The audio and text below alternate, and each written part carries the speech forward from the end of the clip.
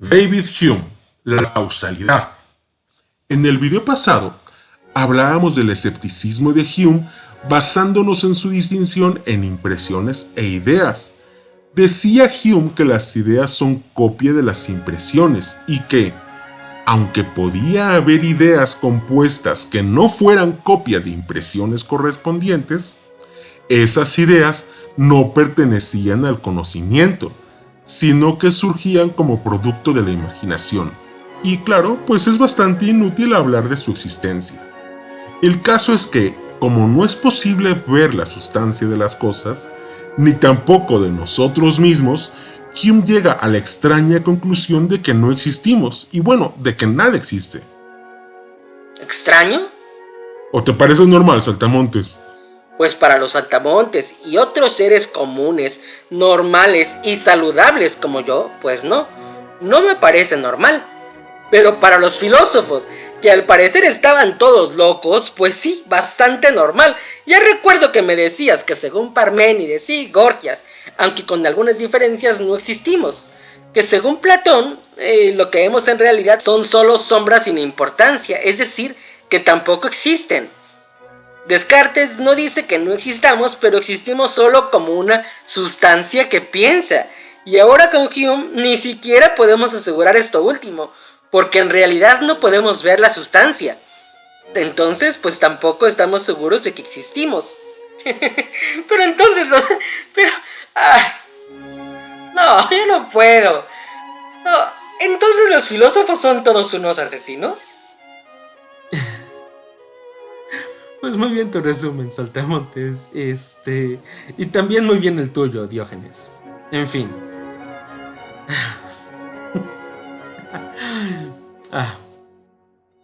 Impresiones e ideas. Y en el pensamiento, pues relacionamos las ideas. ¿O no te ha pasado que estás pensando en una cosa y de repente una idea te lleva a otra? Y casi sin darte cuenta estás pensando en algo más. Sí, claro, me ha pasado. Bueno, pues esa es la naturaleza del pensamiento.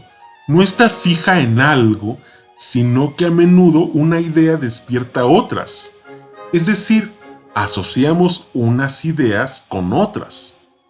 Lo que hace Hume, pequeños saltamontes, es una especie de antropología filosófica. Es decir, él se pregunta por el modo en el que funcionamos los seres humanos, en tanto que humanos. Principalmente cómo pensamos, cómo conocemos y también, aunque eso no lo veremos en este video, cómo funciona nuestra sociedad. ¿Cuál es el formato de nuestras relaciones afectivas? Pero poco a poco y paso a paso. Regresemos al tema del conocimiento, Diógenes, y enfoquémonos en él. Bien. La pregunta de Hume, o bueno, una de ellas es, ¿cuál es el mecanismo mediante el cual unas ideas son asociadas con otras? Y son tres. ¿Tres ideas? ¡No, saltamontes! 3 modos o maneras en que las ideas se relacionan entre sí: contigüidad, semejanza y causalidad. La contigüidad ocurre, por ejemplo, cuando estando acostumbrados a ver dos cosas siempre juntas, o cuando menos juntas en muchas ocasiones, pues una idea te despierta el pensamiento de su idea vecina. Por ejemplo, cuando piensas en Mickey Mouse y entonces, de repente, comienzas a pensar en Tribilín. O bueno, piensas en Goku y automáticamente en Krillin. O ves a Rocket y piensas en Groot. La relación es que a menudo los ves juntos. La semejanza, por otro lado... Me va a mí. Muy bien, Diógenes, adelante.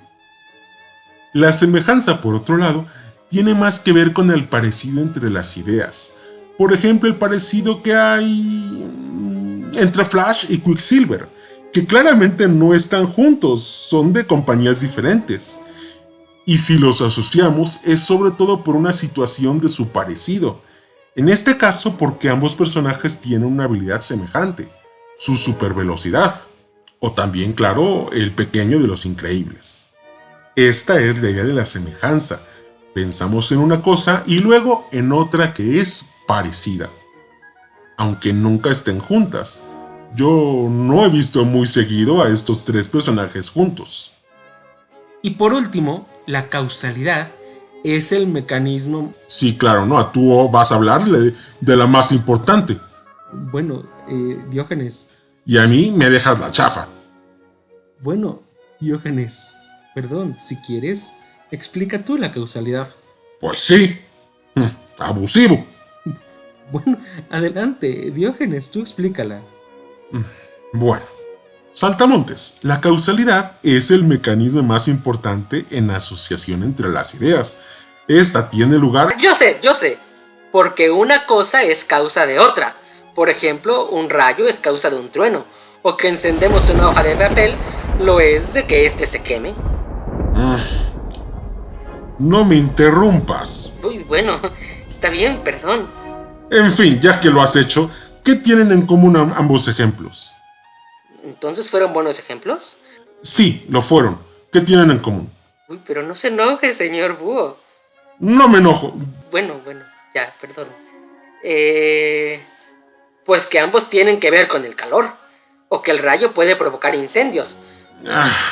No, pollo, tú explícalo. Yo no puedo con este saltamontes bromista todo el tiempo. Señor Búho, yo no estaba bromeando. Sí se parecen en eso. Pues sí, saltamontes, aunque bueno, Diógenes no se refería a eso y bueno, pues Hume tampoco.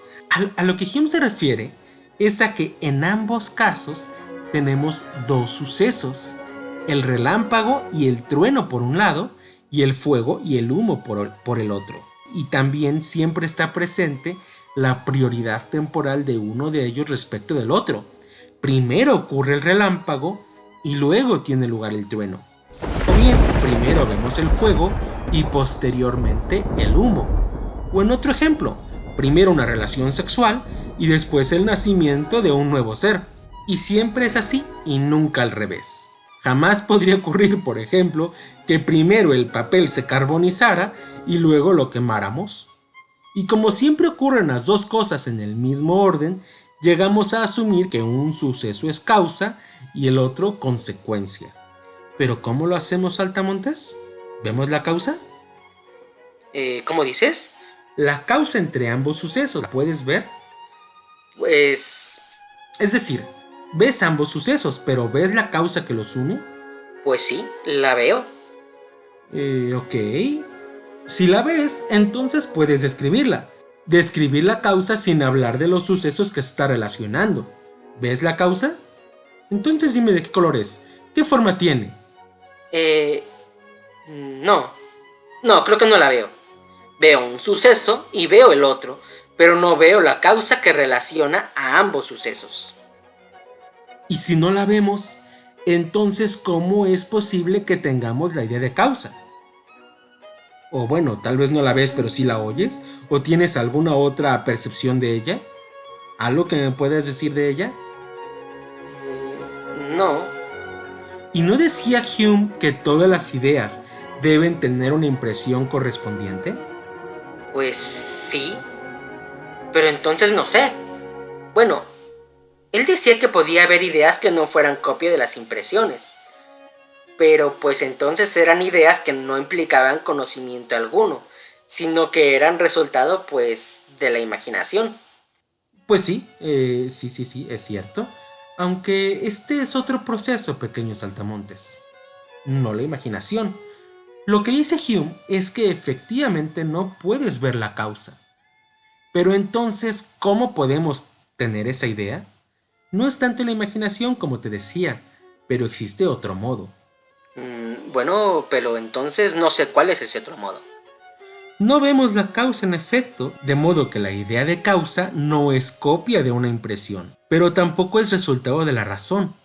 Lo que sucede es que nos acostumbramos a la unión entre ambos sucesos y asumimos que debe existir una conexión necesaria, pero eso, como te digo, es resultado de la costumbre. A ver, pero espera un momento, porque tú decías que todas las ideas son copia de las impresiones, menos una excepción. ¿Te refieres a esta? No. No, pero a ver, sí entiendo la duda, la confusión. Todas las ideas, para ser conocimiento, tienen que ser copia de una impresión. Pero sí, claro, puedes tener ideas que no sean copia de impresiones. Ah, claro, por ejemplo, ya decíamos un unicornio, una sirena o hablábamos de Dios. Sí, bueno, Hume no menciona mucho a Dios, pero efectivamente Dios estaría incluido en esta situación porque pues a Dios no podemos percibirlo con los sentidos. De modo que no es una idea eh, que representa un conocimiento. Estaría al mismo nivel que las sirenas o que los unicornios, según Hume. Bueno, pues la idea de causa tampoco la percibimos. Entonces podemos tener la idea de causa, pero no la idea de causa que sea conocimiento. Podemos tener la idea de causa y la conseguimos no gracias a la imaginación, como es el caso de una sirena o de un unicornio. O bueno, no hablemos de Dios porque como te digo, Hume no lo hace mucho. Pero bueno, el chiste es que la idea de causa la conseguimos no con la imaginación, sino con la costumbre. Nos acostumbramos a la unión entre ambos sucesos y asumimos que debe existir una conexión necesaria, algo que los relacione, que relacione las ideas. Pero ¿sí te das cuenta de las implicaciones? Pues... El caso es que eso es la ciencia, saltamontes. Observación, experimentación, detección de regularidades y finalmente enunciación de las leyes en las que a unos sucesos se les atribuye el papel de causas y a otros más el de efectos o consecuencias. De modo que la ciencia, la gran ciencia en la que todos los modernos confiaban, Descartes, Locke y demás, no es, según Hume, resultado de la razón, ni tampoco de la experiencia, sino solo de la costumbre. La gran ciencia no es conocimiento, es resultado de la costumbre. En realidad es el método inductivo en acción.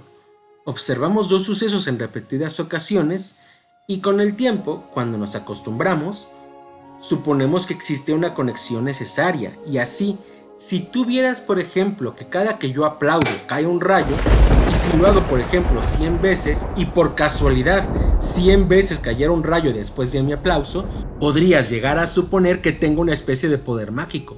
Como digo, solo tiene que suceder esto varias veces y ¡pum! Teoría científica. ¡Ay, profe Pollo! ¡Pero eso es ridículo! Pues sí, saltamontes, claro que lo es. En fin, eso es la ciencia según Hume. Costumbre, ridículo. Por otro lado, Pollo, ese no es el único ataque en contra de la ciencia. Otro que es bastante similar es el que presenta a la ciencia como un intento de determinar las cosas futuras a partir de las pasadas. Oh, muy cierto, Diógenes. Mira, saltamontes, como bien decía el Pollo, la ciencia, según Hume, es inductiva. Particularidades observadas a partir de las cuales se infiere una conclusión universal. Probablemente lo recuerdes en tus clases de lógica, ir de lo particular a lo universal. El caso es que la ciencia describe el modo en que funciona el mundo a partir de las cosas que ha inferido, porque han sucedido en el pasado y entonces pues sacamos leyes. Así, si hemos medido la velocidad a la cual las cosas se precipitan al suelo en caída libre, que si no me equivoco es de 9.8 metros sobre segundo cuadrado, pues bien, esta velocidad, saltamontes, es resultado de muchos experimentos. Describe el modo en que esos experimentos han ocurrido.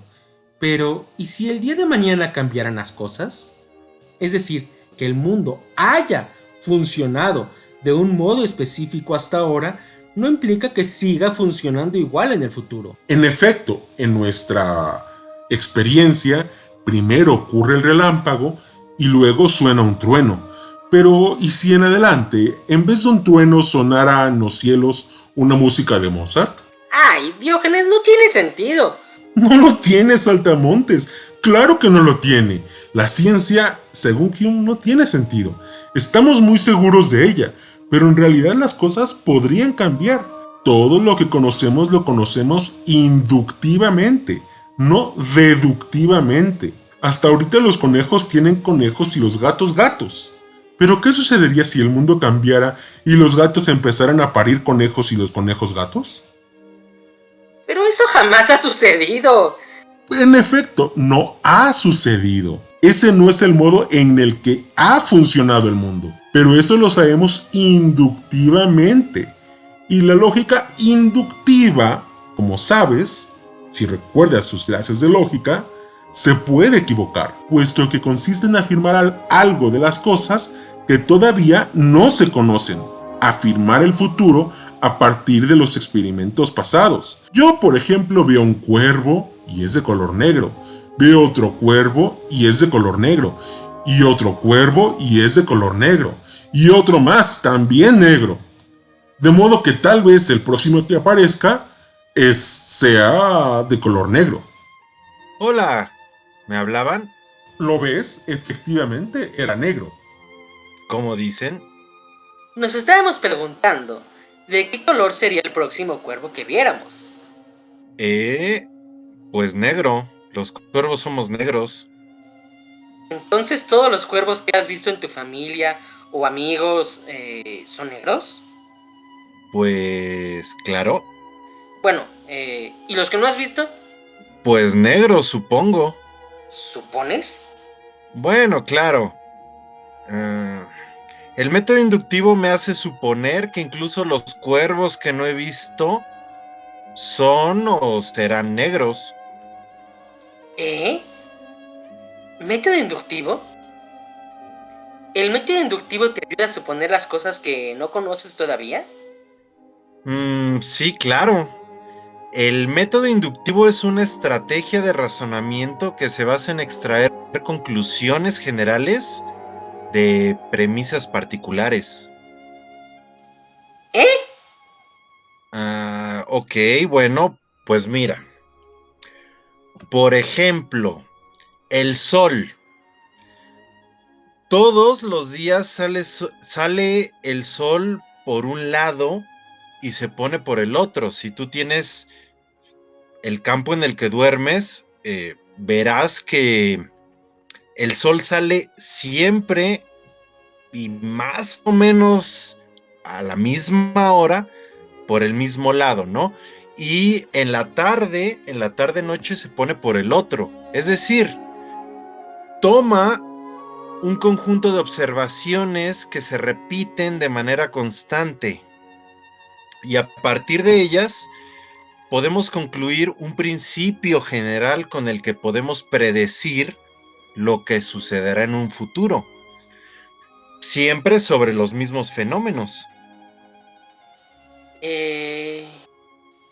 ¿La conclusión es lo que está al principio o lo que está al final? La conclusión sería lo que está al final. ¿Final? Pero tú habías dicho que podíamos concluir. Es decir, pues sí, al final. Pero concluir un principio, pero pues eso es al comienzo. Entonces, ¿empezamos o terminamos? Ya lo confundí. Saltamontes. A lo que... Perdón, ¿cómo te llamas? Soy Arcadi. Bueno, a lo que Arcadi se refiere con la palabra concluir es al resultado de un argumento. Y la palabra principio se refiere en cambio a la base de una explicación. ¿Lo ves, profe Pollo? Entonces tú estás equivocado. Tú dices que no podemos saber si en el futuro los gatos tendrán conejos y los conejos gatos. Y él, en cambio, dice que precisamente por el método inductivo podemos predecir el futuro. A ver. Bueno. Bueno, pues sí. El método inductivo es el mecanismo en el que se basa la ciencia y en efecto Ella puede estar equivocada. No podemos tener absoluta certeza. Aunque, ¿por qué habríamos de dudar cuando hemos visto tantos casos que se repiten y se repiten? El método inductivo efectivamente es falible, pero no es probable que vaya a fallar. En realidad, no es realmente probable que los gatos comiencen a tener conejos, y del mismo modo, lo más probable es que todos los cuervos, tanto los que hemos visto como los que no, sean negros. Aunque si dices lo más probable, significa que reconoces que aunque sea muy pequeña, existe la posibilidad de que haya, por ejemplo, algún cuervo mutante que sea, por ejemplo, verde fosforescente. Definitivamente, así es. Eso no te lo discuto ni a ti, Hume, ni a ti, Pollo. Porque la ciencia no dice que las cosas son exactamente como dice. Dice, las cosas parecen ser como hemos visto hasta ahorita, y si mañana son diferentes, la ciencia se va a adaptar. Pues el profe Pollo me estaba diciendo que Hume critica a la ciencia, a la que considera como resultado de la mera costumbre y no de la razón, que Hume era un escéptico. Bueno, sí, eso en efecto lo decía Hume, aunque bueno, ahí lo único que puedo decir es que yo no soy Hume. Y yo sí creo que la ciencia nos habla de conocimientos probables que bien podemos siempre poner en duda, porque finalmente esa es la naturaleza de la ciencia, tratar de mejorarse a sí misma y de poner en duda las mismas verdades que ella misma plantea. Nunca se trata de, pues, afirmar verdades absolutas, pero bueno, yo me despido. Escuché que dijeron cuervo y me acerqué porque creí que hablaban de mí. Pero si no, pues ahí se ven. La razón para Hume no tiene realmente importancia en la ciencia. Su única función es calcular los medios que debe utilizar para satisfacer los deseos de las pasiones del alma. Como ves, Saltamontes, Hume era un moderno muy diferente a los demás, uno que desconfiaba de aquello que admiraban todos los demás. La razón y la ciencia.